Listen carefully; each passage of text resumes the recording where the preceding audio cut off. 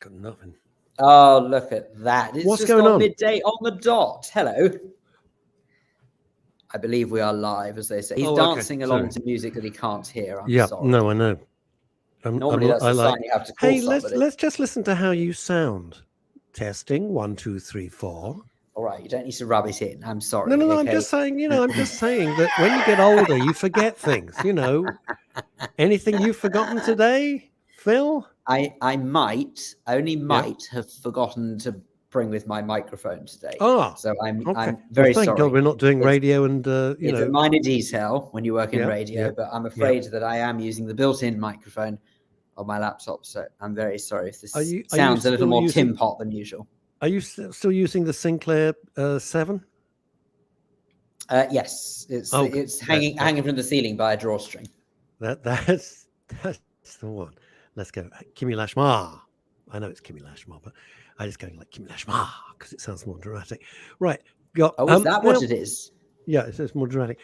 Our guest today, gang, right? Our guest today is Phil and I both feel the same about this, which is rare, but we do.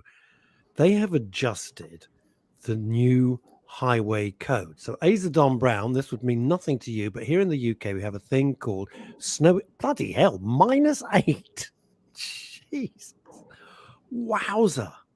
Good morning. It was snowing in Jerusalem at the moment. Jerusalem. How extraordinary is that? Snowing in Jerusalem. My. Facebook user, good evening from Brisbane. Oh my God. We're going from New York State to down under in Brisbane. Hi there. How fantastic is that? So can I just say hi to New York and hello down under? Hello down under. Paul Andrews, happy Friday all. Absolutely. Wowza, Ballad and Cowser. Brisbane, how exciting. Anyway, so gang, they've changed the highway code here in the UK. And Phil and I... highway. We can ride it all night long. What the hell are you doing? You suddenly become AC/DC, if you'll forgive the expression in your case. Go on. That's how rumours start. Do you mind? Well, precisely. And if I can't start them, who can? Oh, dear. Is it Highway to Hell? No, Highway to Hell. No, not Highway to Hell. It was Life's a Highway. It was by, is it Eddie Cochran or something? Is it? Hang on a second. No. Oh, look, we've got more international news. Croydon. Paul Claridge. Good afternoon. Paul, you always send us lovely messages after the show. I know you're a busy guy. You don't need to, but it's very, very lovely to receive them. Thank you very much. You're very kind, but seriously, we're not worthy. Webb. Hi, Em. Bonjour.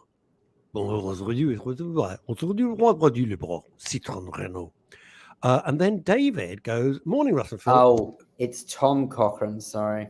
Never heard him. Who I met at Jewish News. Have a great day, chaps. Only from London. No, David. Thank you. London, centre of the universe, obviously.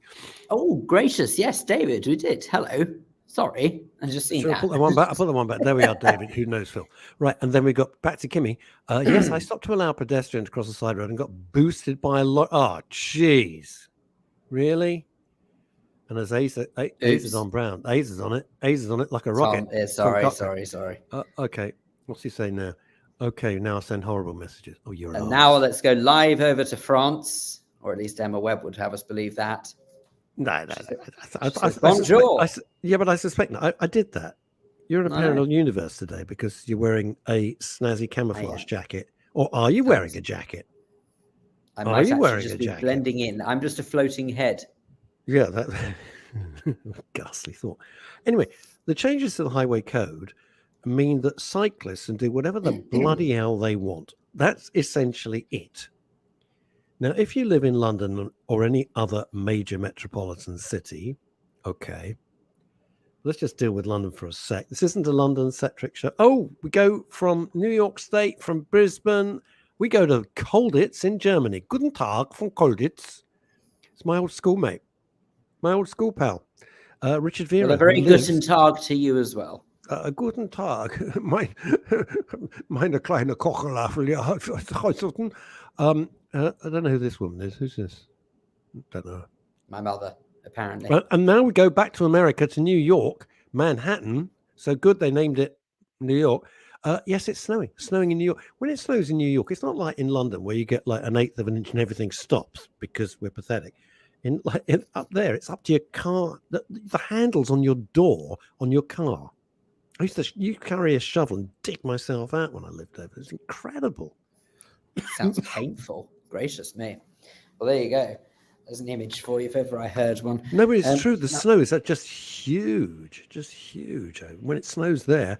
Regarding the cyclists. Changes. Oh, should we go over to Spain now as well? Look. Well, yeah, let's go to Spain. Chrissy Richards. Hi, boys. Just enjoying fish and chips. Well, Richards. Hang on. What are fish and chips like in Spain? Because I don't think that fish and chips are done anywhere else the way they are in the UK. And I don't know whether or not they're made from bull's ears. I cleaned that one up. Do you know what? After this show, I'm going off because I've been carb free. Trolley? Yeah, I'm going carb free. And I am going out for fish and chips myself. Ooh. Oh, yeah. Anyway, this new highway code thing really has got my goat. I'm absolutely bloody steaming about it. I don't think it's written for goats. You're an idiot. And you couldn't even remember your microphone. Shall I do that one more time? Regarding cyclists, it's going to cause chaos even in country lanes. Well, it's bullshit, which is why I was thrilled to get this guest. Okay, this is a very important guest who's coming on right now because she's busy. There she is. Hello. It's Tracy Benson. It's only Tracy Benson. Hello. It's only head of serious injury at Slater and Gordon. That's my favourite fish and chip shop, Slater and Gordon's. I love them there.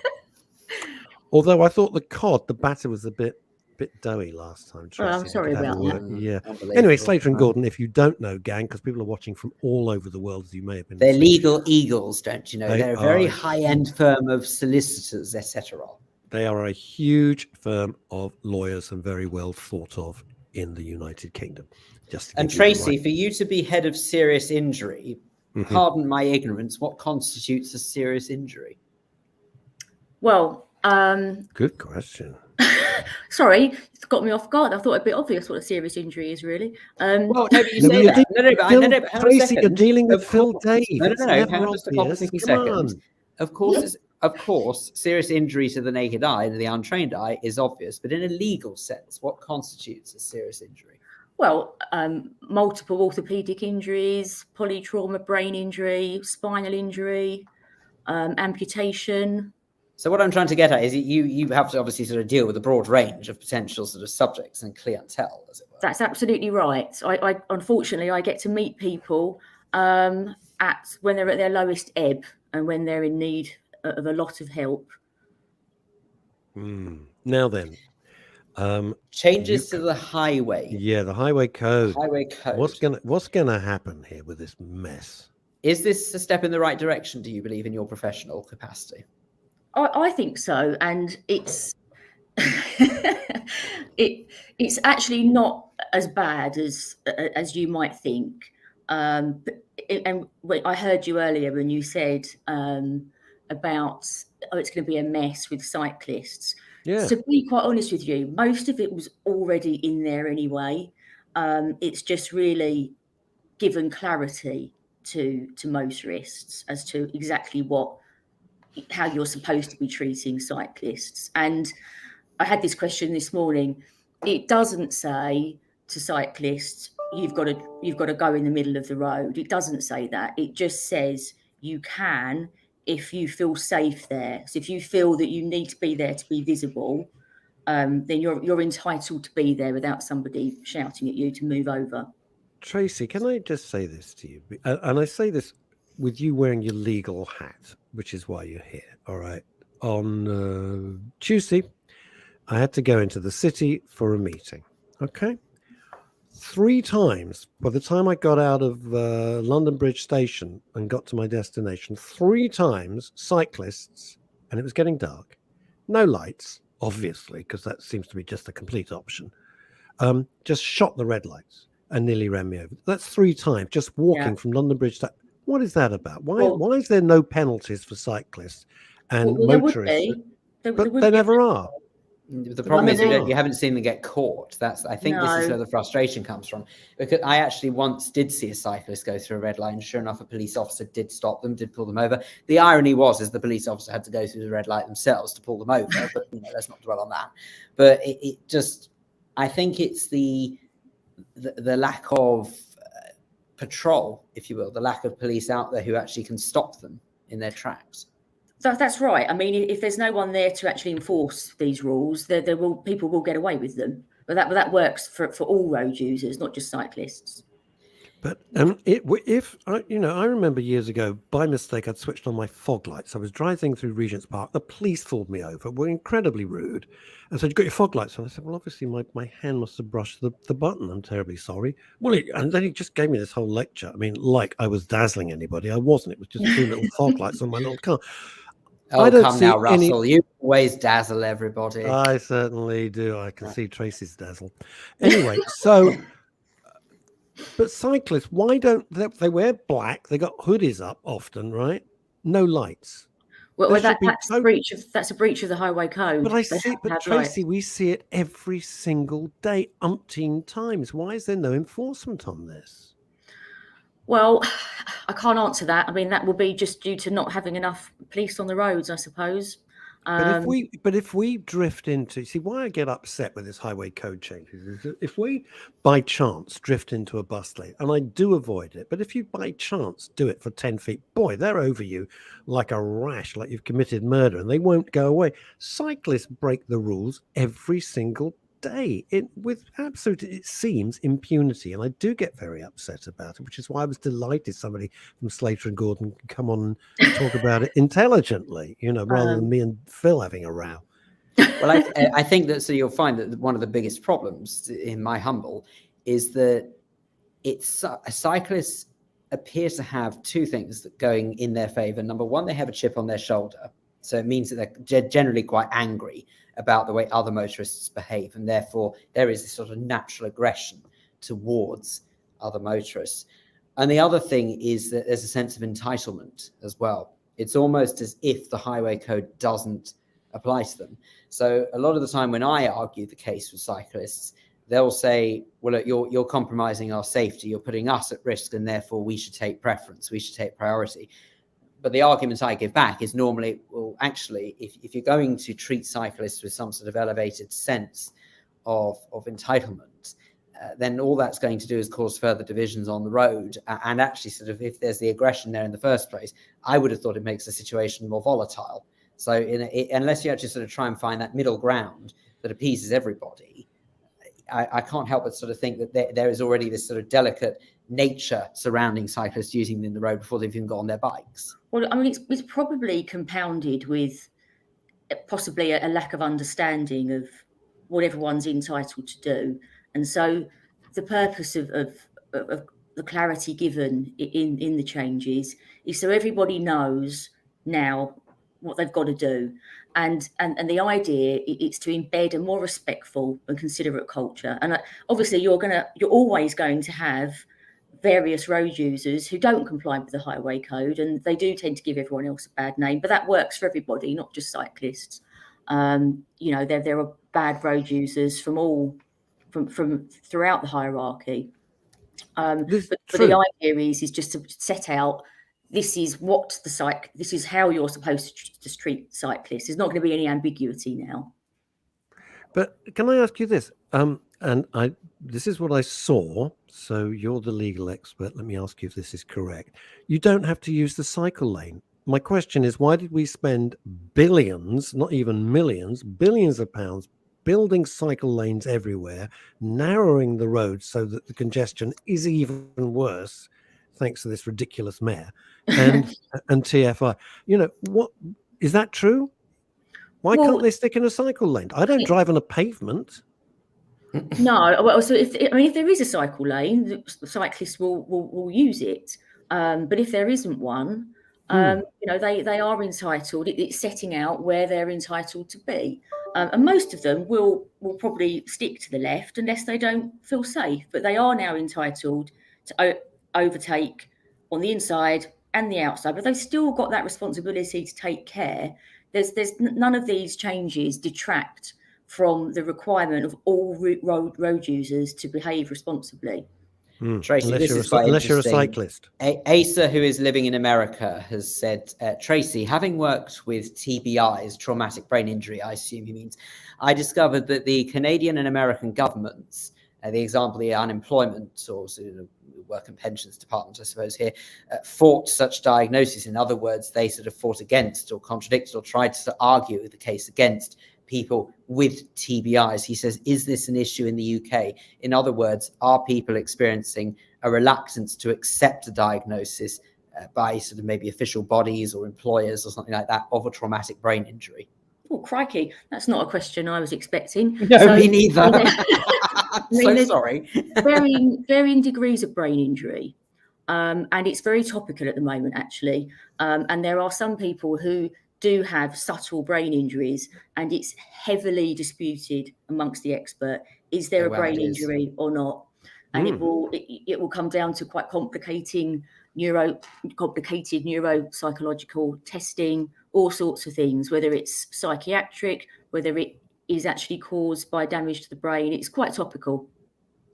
From your perspective, when you work with individuals who obviously sort of come to you in a desperate situation, is it commonplace? Do you know, do people just sort of, do you see, I suppose, a constant stream of people whose lives have been turned upside down and subsequently they sort of need your help? Day in, day out. And this is why I'm actually really very supportive of this, because in terms of trying to embed a more respectful, considerate culture, because if you could see the people that I see, a perfectly healthy 27-year-old man crossing the road, hit by a car who overtakes, goes onto the wrong side of the road. Oh.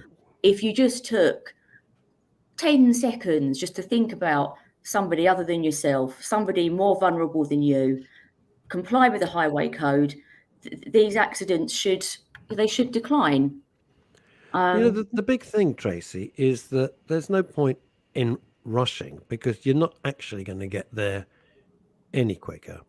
Absolutely you get there a lot slower if you're involved in an accident, that's for sure. Yeah, so I mean, I see, to put some balance in this, I see some terrible driving every single day, shocking driving, but I do see horrendous cycling incidents every day. I don't see terrible driving every day. I do see it, obviously. And you think that person's an arse. What the hell? You're just asking to have an accident. You're driving like an idiot.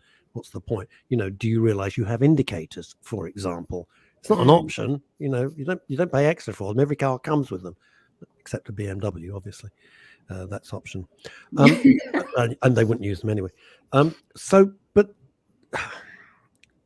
I know it's common sense, but do you understand? I mean, because I didn't want to block your photo out, we've got people going crazy here about cyclists, and we have a fantastic audience all over the world, as you were probably hearing. They're watching now from all over America and Germany, Spain and Australia, even at this moment.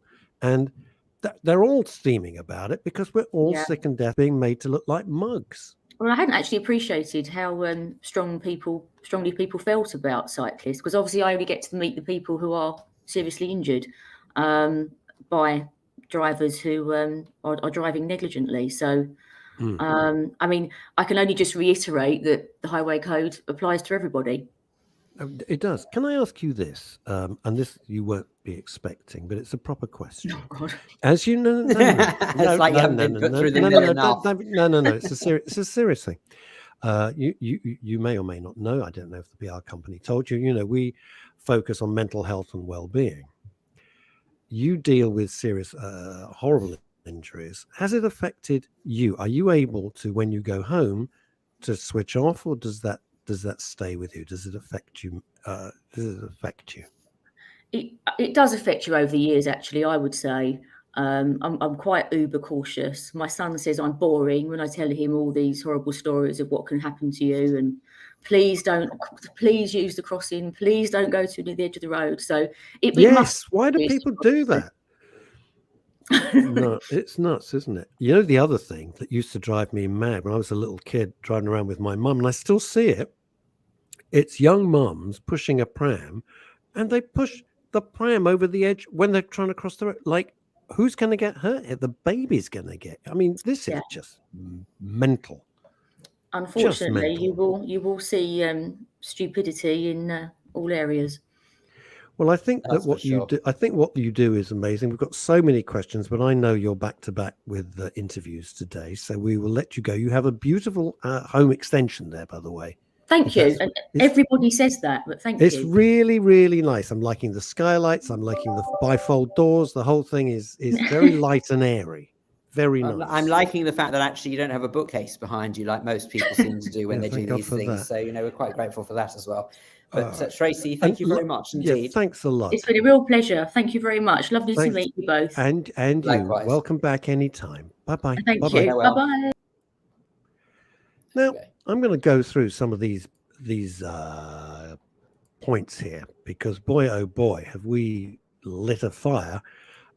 Robert Van Buren, who's actually a clockmaker and not a DJ from Sweden, I think the new rules are ridiculous. I've got to tell you, the way that they have been I tell you what I do think is ridiculous is the way they have been communicated to us as mere punters, members of the public, are infuriating.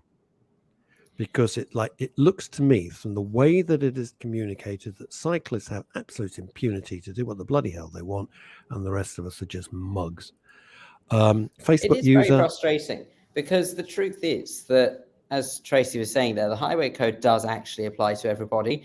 But I think one of the other biggest problems you've got as well is that because cyclists are just so innocently sort of scooting their merry way along wherever the heck they're going, whatever they're doing, when they do misbehave, it's done in the blink of an eye, because they're sort of so irrelevant compared to so many vehicles around them that they just sort of slip through the net constantly.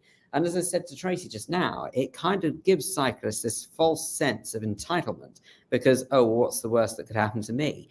Well, hopefully the worst that happens to you is that you just get a slap on the wrist by a police officer and that you don't end up dead, frankly. That's the worst that could happen. But it's absolutely infuriating. I'm kind of going with punch in the gob. That's what I'm kind of going But what really worries me more than anything is that two lives of two families, or the lives of two families, I should say, if I'm speaking coherently, would change irreparably if a cyclist misbehaves in that fashion. So potentially they're involved in some sort of collision of some description. And off the back of it, two families involved in that could have their lives turned upside down. Let's get back to my pet hate cyclists. Right. No, you're absolutely right. And you're trying to be the voice of reason, but I'm not in the mood. Last year, right, and I told you this, and I think I may have mentioned, I was crossing the road. The road is a one-way street. So I'm looking for the traffic which is coming the correct way down the street. As I step out, sodding cyclists, no lights, obviously, it's nighttime. Why? Look where you're going. I just bloody lost it. I stood there like a fishwife screaming at this twat because he's cycling the wrong way up. I'm not supposed, and I've got to look where I'm going. Screw him. Screw him. Here we go. I think the people who make these rules do not drive cars. It's lucky Ray Gelato isn't on, because he would be going absolutely bonkers. You know that I call them the Lycra lobby. I just made that up, actually. I've never called them that before. But the Lycra lobby and the Green Party, Jesus, they're making everybody's lives an absolute misery. Look at this one. This is insanity. Allowing cyclists to ride side by side. Screw that. I'm sorry. It's stupid. It's going to hold up all the traffic. I honestly think they want to grind major cities to a halt. I think this is their subtextual objective, to grind it to a halt. We're all trying to make a living. We've all got to get from A to B. Of course, I applaud cyclists. Marvelous. You can cycle to work, blah, blah, blah, blah, blah. Great. Okay, terrific. All right. Don't cycling side by side. Who allows this? Right, we've got a BMW round. Clearly, the highway code does. That's the problem. This is part of the issue here. It's absolute bullshit. By the way, welcome our first listener from India. I'm so excited. India. Good Lord. That's fantastic. I'm not even going to try it, but I'm going to say hello, Amit. I'm going to completely balls this up. I am so sorry. Can I just call you Amrit? Would you mind? Amrit? Amritanshu, gosh. Anyway, you're incredibly welcome. I'd love to know where in India you are. Probably next to Chantal. She's always on her travels. She's like always on her travels. Look at this. That's Rich coming from a BMW driver. I don't drive a BMW. But I do. Somebody else said. Well, I drive a Mini, which is made by BMW. So. Oi, and it goes this. This is this route. Oi, I'm a BMW driver. When was the last time you saw a cyclist indicate the direction? No, they don't. They don't bloody bother at all. They don't. Robert, I love it. People are now ridiculous. picking. Do you know what? The woke brigade won't have that for much longer, will they? You won't be allowed to pick on somebody for the car they drive. That will offend somebody somewhere. Screw, I don't give it. You're being BMWist. Yeah, BMW, being Germanist. Cyclists are a nightmare in Cambridge, says Rosemary Jessup. In the country, motorists are a nightmare when you're riding horses. Yes. You know, when I see horses, I am so careful. I slow. You don't see many of them in Southeast When London. you're in the country, horses are a nightmare when you're a motorist. Sorry, get it the right way around. Well, horses are scary, but idiots who beep or rev their engines and scare the horses, you're a moron. Oh yeah, no, I don't know that. Stop it. Ramsey's giving advice to Paul Claridge. Shove one of your free newspapers in this. Good work, Ramsey. I like that. Obviously, I wouldn't encourage such behaviour, neither would Russ, but very funny. Look at this. And this is Chrissy Richards in Spain. Shocking driving through our village. You take your life in your hands. So, but Chrissy, I'm sorry to say this. I'm fully aware that what I'm about to say may come across as mildly xenophobic. Here we go. But on the continent, it is quite extraordinary the way that some people drive. I mean, you know, and I speak as someone who has been lucky enough to drive all over the place. I've driven in Spain, in Italy, Israel, you name it. I've probably driven there. And the truth is, actually, for all our errors over here on the roads, we're actually mild-mannered in the UK. I love it in Italy. I love it in Italy when you're at the lights. You know, I've driven a lot over there as well. You're at the lights are red, and the person behind you starts beeping. And you're going like, what do you want me to do, fly? I mean, the lights are red, for Christ's sake. I can't go anywhere. That's Italian drivers. Fantastic. At least you know their shit. I mean, they don't pretend to be anything else. You just know. Oh, look who's joined. Good afternoon, gentlemen, says Alexandra Lichtenfeld. How nice. You should pop in. Hello. What have we got here? Alex, I think we need to get you back. Oh, hello. This is great. This is Charlie Helps, FRSA.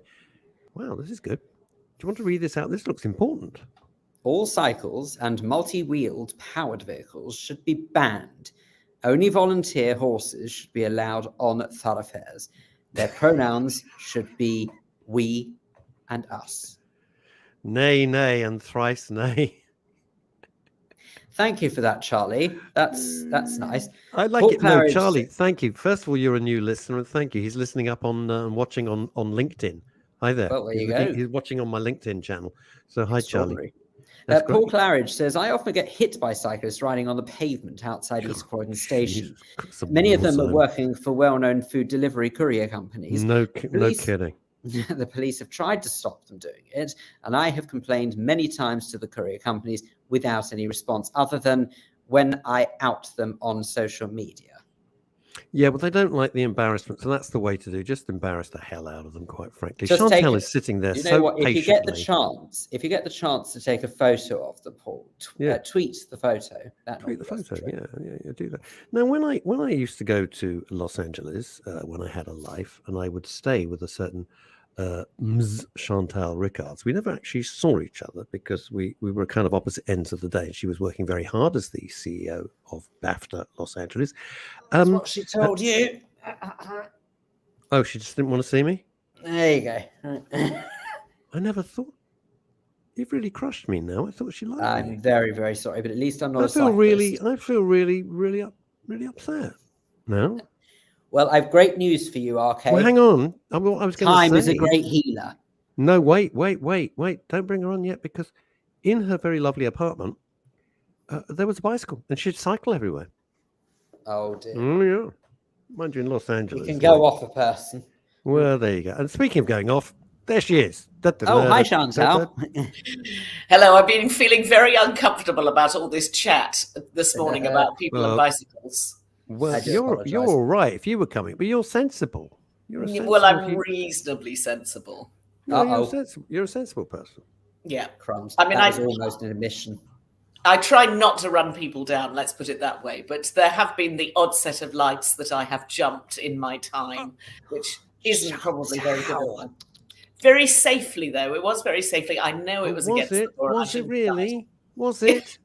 Was it really? By the way, I'm sorry. This is too good. You won't be happy, Phil, but why is Phil wearing Ukrainian camp today? Why is Phil wearing a Ukrainian camp?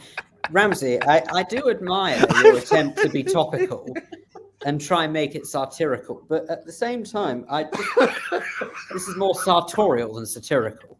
But anyway, but thank you. Oh, now this is good because I'm going to guess where you are from the cups, but Paul says, is Chantal in a branch of Lakeland?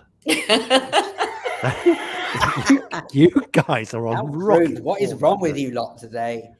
And by the Chrissy way, this is a record number. Chrissy's off on one as well. Phil, have you dyed your hair? It's dark. Thought you had red hair. Right. Okay. Two things about that statement. Stop this. Stop the personal attacks on Phil. That's my job. Number one, I have not dyed my hair. You have to find it first. Number two, I was never a redhead. Moving on. No, he wasn't. Right. He was never red. Can I just say to everybody, thank you. We are hitting record numbers of viewers and listeners. Thank you so much. Hi to everybody on Deluxe Radio, the David Wimble shows, and everything like that. What is this? I'm standing in for Ross Kemp, leaving him be. I don't know. That's obviously a TV reference. I don't quite know what that means. It's obviously the voice. It's easily confused. What the hell are you talking about? Anyway. I don't know what that means. Right. So sorry. Right. Moving on. Chantal, I'm going to guess because of those fabulous cups. Have you got one handy? Because you should give them a plug. Oh, they're fabulous. We love these. We love these mugs. They're beautiful, and they're made by.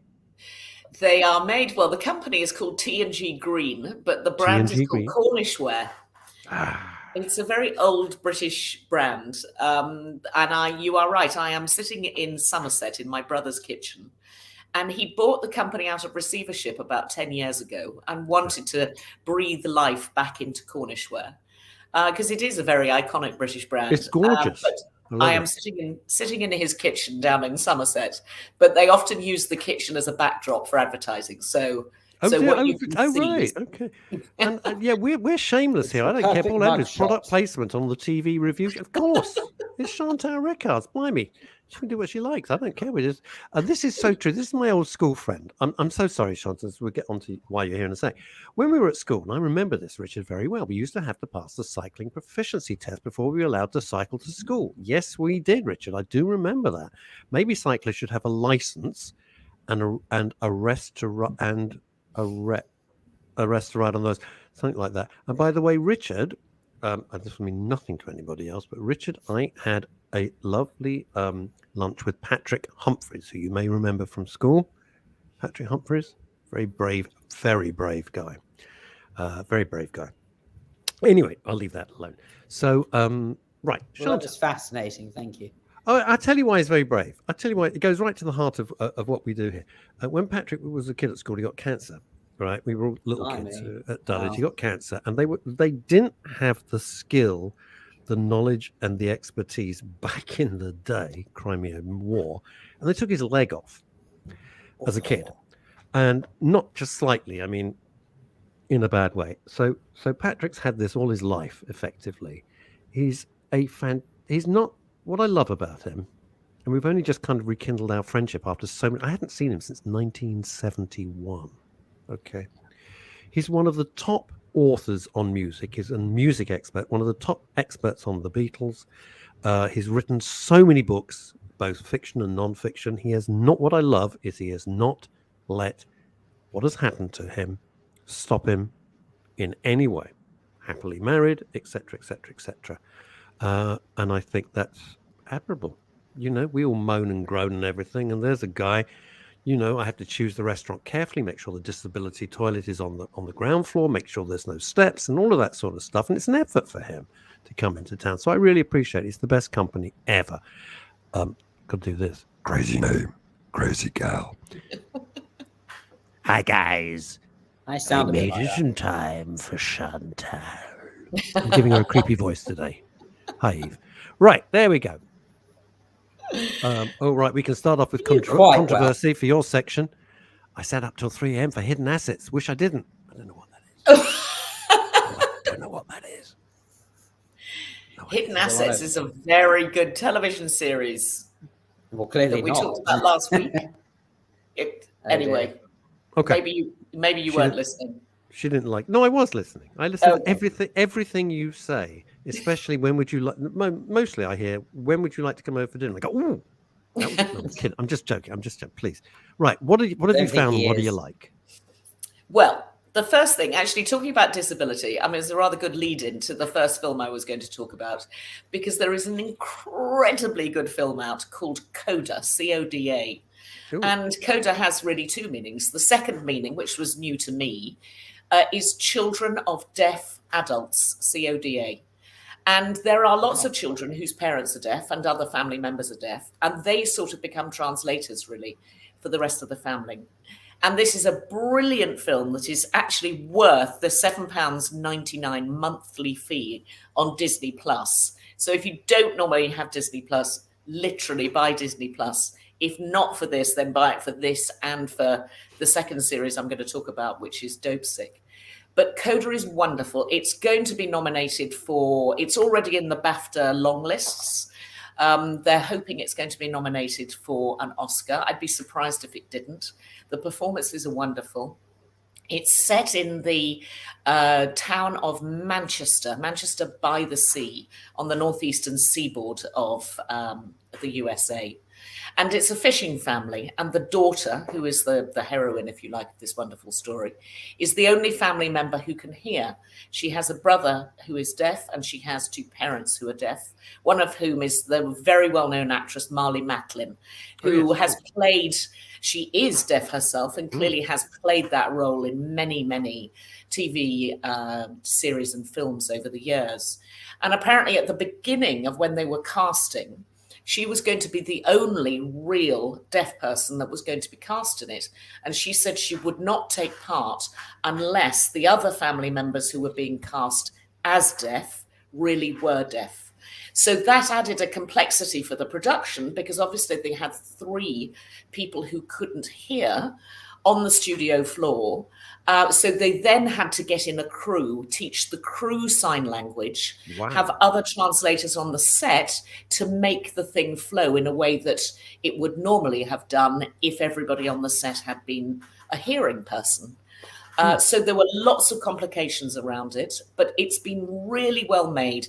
It has got a tinge of sentimentality, and it is a feel-good film, but it really needs to be watched because it totally takes you into that world of deafness. I don't know if you saw the lovely moment that it had on Strictly Come Dancing recently, where there was a girl who was deaf, and actually what they did, which I thought was a beautiful moment for the BBC, that during the dance, they turned off the sound of the music. So everybody suddenly had an appreciation. It was incredibly well done. It was, much as I hate to praise the BBC, it was very brave and really impactful. And I remember watching that and I'm thinking that was a stroke of genius to let us into her world. Yeah. Because we're all, we've got the lights and the music and the Bobby Warren sets, and it's all looking fabulous, And of course, don't underestimate how productions like that obviously rely on all of those different elements to offer the best experience to a member of the audience. So, and then suddenly you're thinking, "Oh my God, this is what she's experiencing," and you think, "How?" And then you think, "How the hell is she doing this? This is fantastic." She was marvelous. Can I just point out, that Chantal, we have now officially got a proper update that is appropriate for when you are in your brother's kitchen. If you were to now have a little look in the bottom left corner of the screen, and hopefully, actually, no, you know what, Russ, you're going to have to move away because your jumper's black and I didn't realise. Oh, there we go. We've got the product placement logo there. So there we go. That's better. There we go. What have you got there? You'll have to move to one side, Russ, but we've got the product placement logo going on in the corner there. Very good. I apologise. Clearly, I have way too much time on my hands. But anyway, Chantal, I have to tell you that I'm rediscovering my love of the early series of Call the Midwife at the moment. I feel Call the Midwife has sort of lost its way because the BBC, and this is so typical of any major production company who has a ratings winner.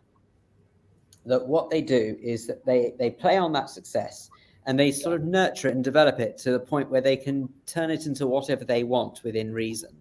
But actually, if you go back to the original series of Call the Midwife, you can notice this real stark difference between the original series and the newer series.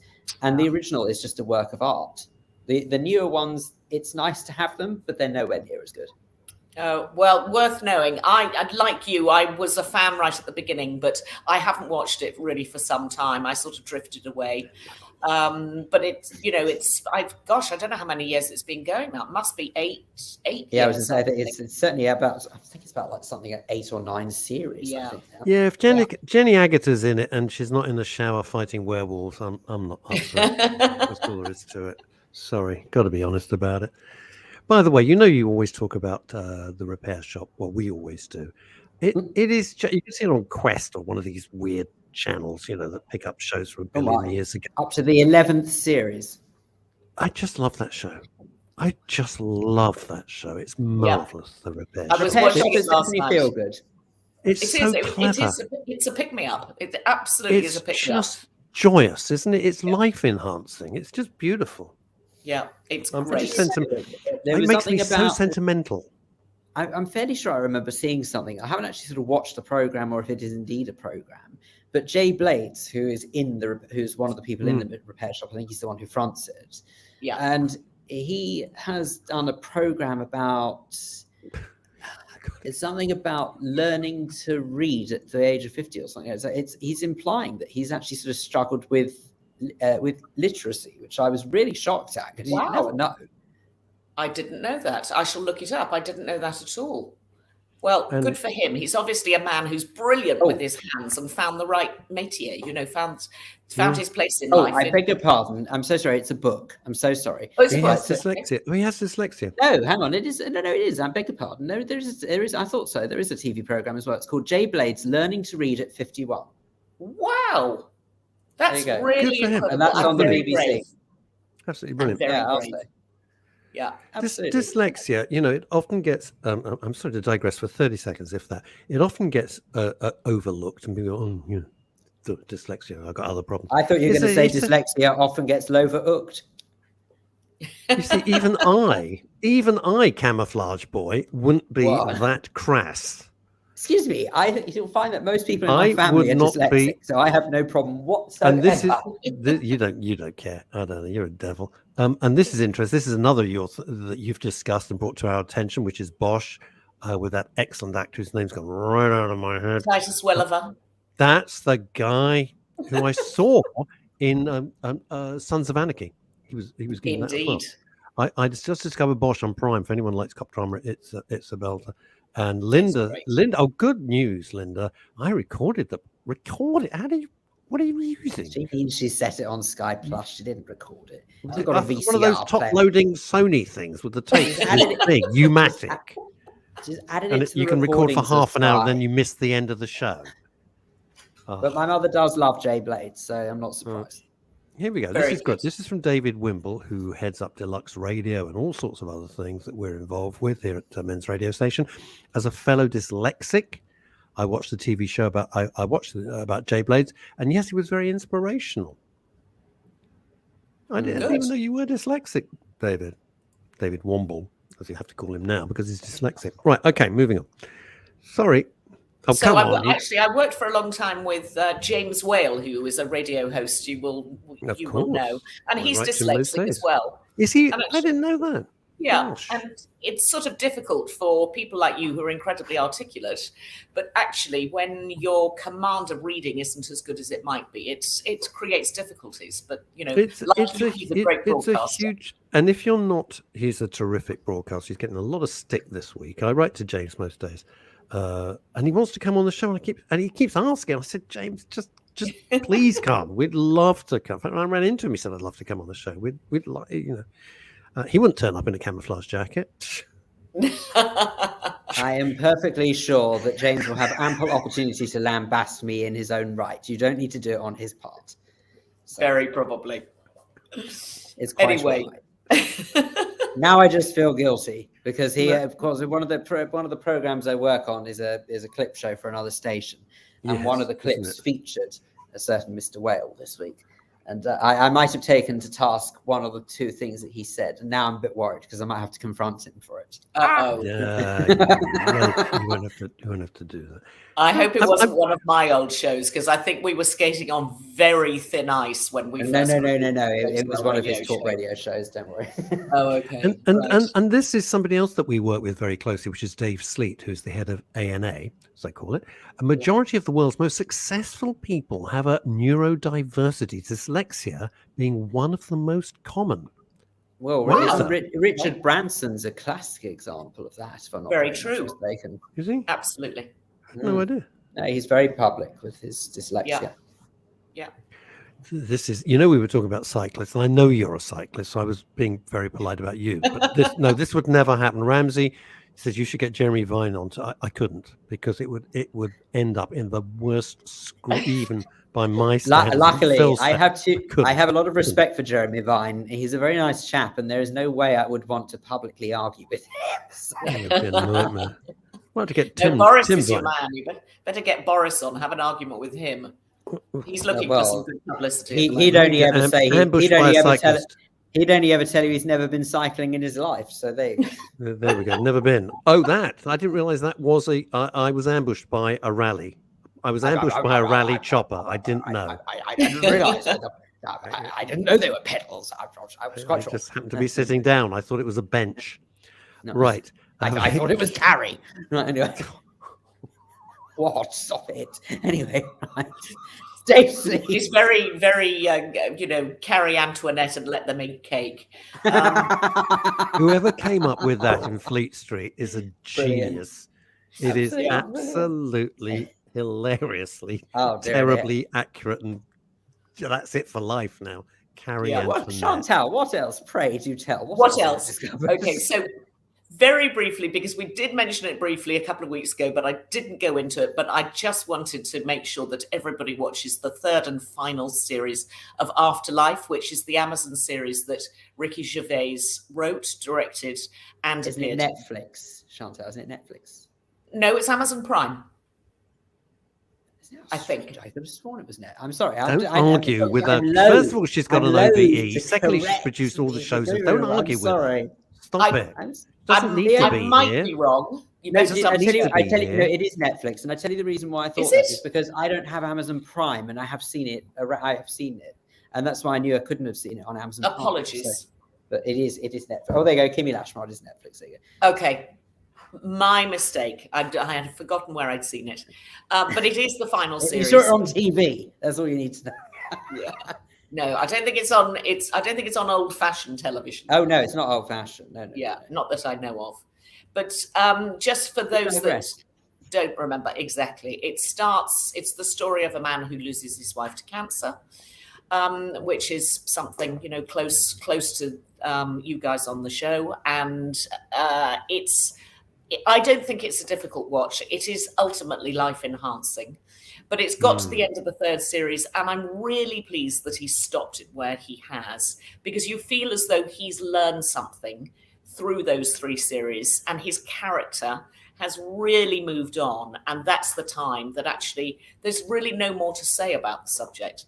It's just so beautifully well written. It's very on the edge in terms of swearing and blaspheming and not taking life seriously. And if you don't like listening to pretty crude language, then don't watch it, or just watch it with the subtitles. But I have to confess that's probably why. That is probably why I've not really been drawn to it. Then in that case, because that's not personally my thing. But because I feel that there's an awful lot now of that used to subsidize, if you will, other elements of what makes a good show. But I feel this is across the board. It's across comedy as well. I think that comedians stand up to make up for their lack of ability to tell a clever pun, a clever joke. So I get. And actually, he didn't need to add all of that into the show. I mean, you get the shock factor right at the beginning of him liberally using the C word and the F word, and then after that, actually, you sort of forget about it. But it was never needed in the program. You knew that he was fed up and cross and grumpy, and life had dealt him a really bad hand of cards. So it didn't add anything for me, but anyway, it is what it is, and it's still a great show. 3 series, 6 half hours, I think. He's a very, very clever man. He's a very clever man. But it's interesting. He's like Marmite, and other people go, I just can't stand it. I know. And I was talking about it. It was, I can't remember who it was. Like him. Some pals, and they go, I can't watch him. I said, what do you mean you can't watch him? They said it's like fingernails on the blackboard. I can't even look at him. And I go, okay. Well, I'm like that with some people. And with them, I'm afraid. I'm really not a very big Gervais fan. It's interesting. Here we go straight away. But there's no right or wrong. It's a personal opinion. It's like comedy. You either find it funny. It doesn't mean it is or it isn't funny. There we go. Can't stand him, says Kimmy Lashmore. Can we, while we have you on, please? I'm trying to get rid of this thing. Oh, God, go away. Just pay a moment's respect to the great Uncle Barry. Uncle Barry. The greatest. The greatest. The greatest. He was a wonderful human being. Yes, he was. I met him several times. I really enjoyed his company. He was close friends of mine, and every time I was in their company, I just giggled. He just made you giggle constantly. He was the most positive human being I think I'd ever come across. Such a delightful bloke, and I really was quite sad when I heard about Barry Cryer dying. I was really shocked. The panel upstairs is full now, says Paul Andrews' uncle. Barry Cryer was not just a wonderful raconteur, which is so, and also going back to Phil's point of about 5 minutes ago, he never swore, and he was hilarious. He had no need. In fact, he would say, if the story started to get a bit salacious, he'd always say the phrase, "Don't worry, you're in safe hands." Do you remember that? If he was doing live, he'd go, "Don't worry, you're in safe hands," which meant you could relax. There wasn't going to be any effing and lining and all the rest of it. As you said, a charming man. It was exactly the same off. He was even funnier off, even warmer. He was one of my inspirations to become a writer ever. When I saw his early stuff, I thought, if I could write like, as a little kid, I'd love to write like that. And it took me forever to get around to even starting to write. I'll never ever write like he did, but inspirational. No, he was a genius, and for some reason I called him Uncle Barry, and I don't know whether that was because he called himself Uncle Barry, whether I was one of a ton of people who called him Uncle Barry, or whether it was just me. I have no idea, because I was trying to remember yesterday why I call him Uncle Barry, but I haven't got a clue. Well, I tell you, I have to tell you that for me, I bumped into him sort of at a pub in Hatch End. And I asked him, I said, "I'm really sorry. I know you're on a Saturday afternoon or whatever it was out. Neither of us should have been out on a Saturday afternoon, but let's not dwell on that. I know you're on a Saturday afternoon out in the pub, but would you mind terribly if I took a really quick selfie with you? Because honestly, you're Barry Cryer and you're amazing." So he was, I got to be honest, he was reluctant at first. He wasn't desperately happy that I had asked him, but he did realize it was a split second. And I think that the schmoozing worked a treat. But yes, Anyway. And as Kimmy says, see, there's no need to swear, held in such high regard. I've never seen such an outpouring of love and admiration as when he passed yesterday. And nobody, which is so rare, nobody came forward and said, "Yeah, I met him, he was horrible." You get there. I was borderline. But no, I mean, everybody just said, he was the man we all looked up to, inspired so many comics, so many writers, and just so entertaining. What a wonderful legacy to leave us.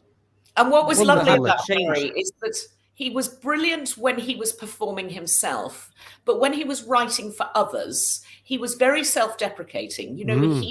He would stand back and work for the performer and make the performer better. But he also was a performer, so he knew how important that role was. And that's a really difficult trick to carry off. He really was a genius. As Paul Andrews says, the word that everyone used yesterday was generous. And boy, was he. Not in money, but in yielding the floor, as you've just said, Chantal, and yielding the floor to others and helping and advise. He was very, very... Oh, hang on, I don't want to talk about that. Nicholas Parsons was a law unto himself. We'll leave it at that. But a fantastic career. Let's just gloss over that. He's not here to defend himself, to quote Phil Dave. That'd be a clever trick. He was very, very... Yeah, that would be some radio. Well, give new meanings to the term dead air, I suppose. Stop it. the thing about Barry Cryer was he was very, very encouraging, which is very rare in this stupid industry. Yeah. Most people just want to slit your throat and laugh. Very encouraging to young talent. Very encouraging, which is just terrific, you know. Yeah. Giving people a start in life or going up in some obscure place, said, I just saw what you did. Well done. Keep it up, young man, and all the rest of it. That's fabulous to do that. He was lovely. He was nice. I think we need to change the expression. Moving forward, you'll have to be crying with laughter. There you go. Oh. Ooh, I'm writing that down. I like that. It's biography. I'm writing it down. Crying with laughter. There. Yeah, I got it. No, I got it. Because you see, what you normally say is crying with laughter, and I changed it to crier because that was his. You are the Norm Macdonald of radio. Shut up. See, there we go. There you go. Oh, he's made notes of it and everything. Wow. Look, see, crying with laughter.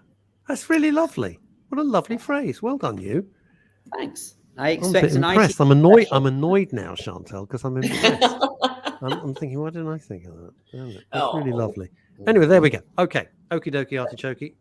Right. So something to get your teeth stuck into with the £7.99 that you have placed in the hands of Disney Plus.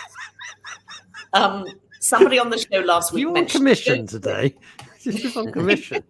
It's only £7.99 and it she's selling Disney Plus and mugs.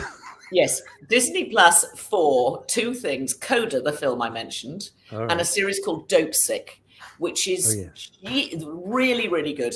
It was recommended by one of your listeners last week, and I spent 2 days binging it. It's basically the story of the drug OxyContin, which was backed by a famous family called the Sackler family. The company is called Purdue. It's one of the biggest legal cases, or ended up being one of the biggest legal cases in American history. Basically, OxyContin was pushed by drug reps and caused absolute mayhem and devastation across America, because a drug that they said that wasn't addictive, which was for pain relief, was highly addictive. Oh, Lord. And this has caused hundreds of thousands of deaths in America. And basically, the FBI finally said, enough is enough, and brought the whole thing to a halt. It is an incredibly good TV series. Will Poulter is the drug rep, and Michael Keaton is the local doctor. And they are not real characters, but they are based on real people. And then you've got the family, the Sackler family, that's the sort of second strand of the story. And then you've got the law enforcement agencies, who are the sort of third strand. It's 8 1-hours, and it's absolutely worth watching. It tells you so much about American culture, about American drug culture, about poverty, about the changing of the world in the US, the steel works, the coal mines, everything changing. It is really, really good. Nominated for a Golden Globe. It deserves every accolade that's coming its way. It's really worth it. Isn't Michael Keaton a fantastic actor? Stunning. He's just terrific and much sometimes overlooked. And when you realize his versatility, I've got a quick question. I was actually going to phone you and ask, but now you're here, as you dropped it. What was the 4-part detective thing that you suggested? Like, I'm really sorry to drop it on you like that, but I couldn't remember for the life of me, which is why I'm making notes now. I get so annoyed. You said there was a 4-part. It was really good. It was the Belgian. It was the Flemish Irish. That was it. Yes. Thank you. Oh, it's been driving me mad for an entire... On the plus side, at least, you know he does actually take your recommendations seriously. Oh, I always do. You're kidding. I always do that. And sometimes I send her emails, thank you so much, or I watched this, it was crap. And, you know, very good. It was on BBC 4. Oh, right. Okay. Yeah. Chantal, thank you so much. Not at all. Ever. Bless you. Thank you. Appreciate your so contributions. We shall see you next week. Being well. You Definitely. as well. Yes. Take care. Lovely to see you. Bye-bye now. Bye. Bye. There we go. Isn't she great? Look, she's just so great. Doesn't matter where she is, she's always there. That's just marvelous. Heck of a show. And may I just say, record numbers today. Well, Yeah. Thank you. Thank you. Thank you from all over the world. I tell people this. And thank you very much. Thank you very much to Tracy fact. Benson. And thank you very much to Chantal Rickards. Thank you for your comments. Do you think she liked us? Tracy Benson. We'll have to ask her. We'll do this all over again on Monday, shall we? We'll see you at midday. Goodbye.